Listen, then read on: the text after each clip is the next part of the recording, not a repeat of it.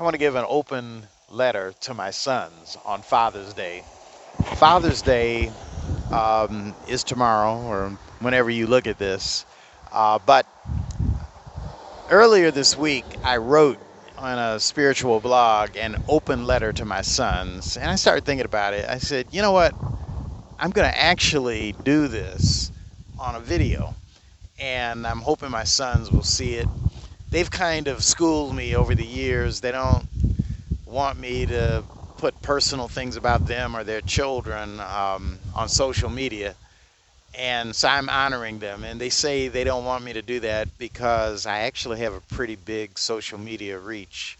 Um, I'm trying to remember what nations were looking at me this morning. But,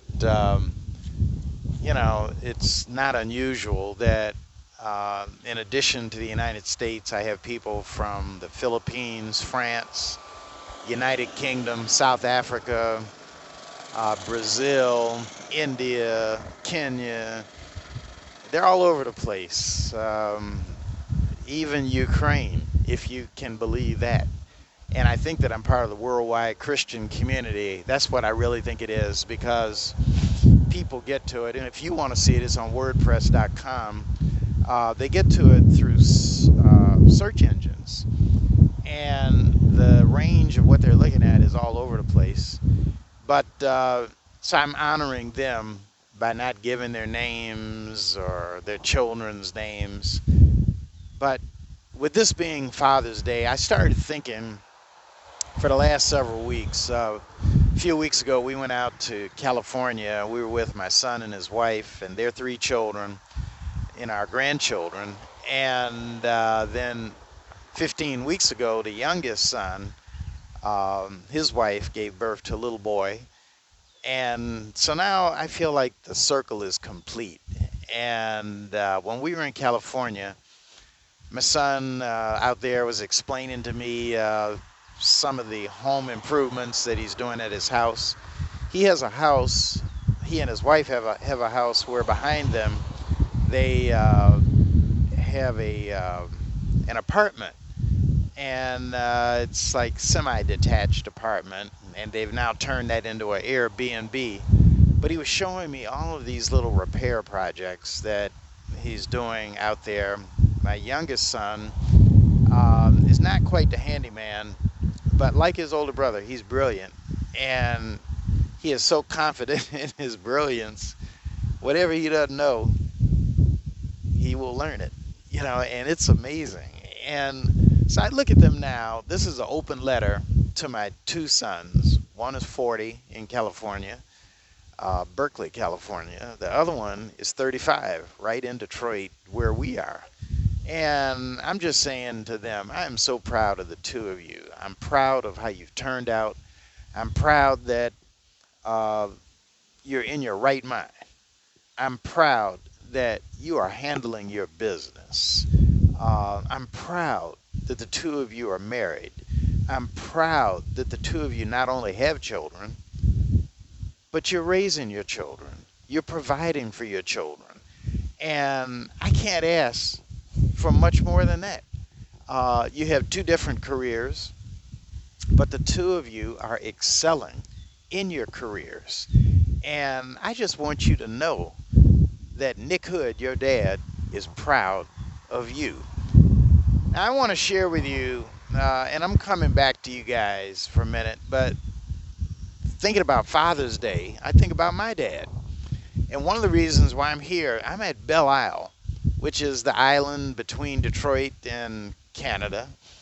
And behind me is I don't know what they called it when we were kids, huh? Comfort Center. The Comfort Center when we were kids. I got my man Mike Daniels here today. And I'm glad to see Mike back, after heart surgery. Right. And so I don't have to do this by myself. But, Used to buy hot chocolate and everything. well, yeah, Mike, can the people see this? Sure. This comfort station has been there for years. And when my brother Emery and I were little boys, my father used to take us out here. And in the wintertime, believe it or not, and in retrospect, it must have been mighty cold because this pond would freeze over, Yep. the city would shovel away the snow, and then people could come out and ice skate. And so my father got some hand me down ice skates from some older boys in the church. And Emery and I learned how to ice skate. This is one of the places we learned how to skate. And then right around here in this section in front of me, um, Emery and I, and Spencer Bearfield, I'm trying to think of who the other boys were. Maybe Carl Boyd. All of them were Chucky Holmes. These were all boys from my block. And we would come out here. We bought hockey sticks. And we come out here right to this pond. And we would square off with the other folk and the other boys. And we played hockey. And I don't know how many of you know black boys who and girls who play hockey, Not but Detroit. but we used to play hockey here, and we liked hockey because hockey is physical, and just like you see on TV, you know, you're skating around and you're hitting your opponents and you're trying to deck them, and right at And about the the speed of it. huh, The speed of on ice. and you got to be fast, and my father would show up right about the time we were ready to start fighting with the other folk. And he said, "Okay, boys, time to go." So that's a good memory I have of my dad. The other thing in this pond is that if you go this way, there used to be a canoe livery or boathouse. And my father showed my brother Emery and me how to canoe. He'd say the guy in the front gives the muscle. He's paddling. The one in the rear of the canoe is going to steer. And because I was the older brother, he said, "Nick, you get in the back of the canoe. Emery, you're going to give the muscle." And you know, Emery, Mike, I don't know if you remember this, he was a big boy. Oh yeah. And, but Emery could be headstrong. And sometimes he didn't want to just give the muscle, he wanted to steer. And then my dad would get in the middle of the canoe. He'd pull out a newspaper, you know, like he was Lord Fauntleroy. And he said, "Okay, let's go." And we would come right here. And then when we would get to this comfort station, they served hot dogs, Hot chocolate. potato chips. In the winter, they had hot chocolate. And these are fond memories I have of my father. And why am I saying that? Well, we're pausing for Father's Day to honor the fathers. And that's a great memory. Those are great memories I have of my father. To my sons, I come back to you and say, you're in a long tradition of good fathers. Um, my father was a good father. My father's father was a good father. And he had his challenges. Uh, he, in the 1920s, he had a Fader radio franchise in Terre Haute, Indiana. He was making money. But overnight, with the Depression, when the Depression hit and the value of his stock plummeted, my grandfather took to alcohol. And my father, who would have been maybe 10 years of age, saw his father succumb to drink. Many of my grandfather's contemporaries who were businessmen, they were jumping out of windows. They were killing themselves. My grandfather took to alcohol. And my father, who saw his father take to alcohol, said, "I don't want that kind of life." And so my whole life, I've never known my father to take an alcoholic drink. And that's because as a little boy, he saw what it could do, the devastating effects of alcoholism. But to my grandfather's credit, he survived that. He transitioned from being an alcoholic, I guess, became a teetotaler. I knew him and I buried him at 97 years of age. My grandfather was an early franchiser of the Fader radio. My grandfather was a true electrician. And for many years, he worked at Purdue University. They hired him to teach electronics. And I don't think he had a degree, but they knew he knew what he was doing. And to go one step further, my let me get it right, my great grandfather, Nicholas Hood the First, was a runaway slave. Now, to be honest, I don't know anything about, what kind of father he was. I wish I had asked my grandfather about that.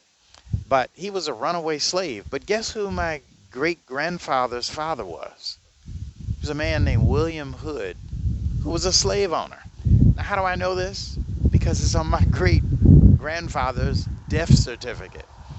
And this is a sidebar, but I would say for those of you who are looking at this, ask yourself, if you're African American, ask yourself, how far back can I go in my history till I get to white people? And so that's an amazing little history. But again, I come back to where I began. I'm giving a open video letter to my sons. I just want to say I'm proud of you. You're handling your business. You are good fathers, loving fathers. You are loving to your wives. You are proficient in your professions, and you have different professions, but you are proficient, highly skilled, highly trained. I remember when you were little boys, you had classmates, because you would come back to home and tell us, you had classmates who would say, you're only getting all A's because of your mother and your father. Your mother's a judge, your father is a city councilman. And I knew how much that hurt you. And I remember telling you, I said, these kids who are saying that probably heard that from their mothers and their fathers. Those kids may not have even known I was on the city council or your mother was a judge. Uh, but you've continued to excel in life past elementary school, past middle school and high school, and both of you graduated from Yale University. And who's going to take that away from you? Now, somebody will say, well, um, that's because your father and your mother met at Yale and went to Yale, and your grandfather graduated from Yale Divinity School. Somebody will say that. But then again, for the young one, my youngest son, you not only graduated from Yale, you went on and got it accepted and graduated from Harvard Law School. The older one, um, you're doing well in your work. You own properties from California to Grosse Pointe, and you're handling your business. So I'm just proud of you. I can't tell the two of you how much I'm proud of you. And I just thank God that I've lived long enough to see you guys grow into your manhood. And I pray to God that I can live long enough to see your children come into their adulthood. So God bless you, God keep you. And I want you to know I'm proud of you and I'm praying for you. God bless.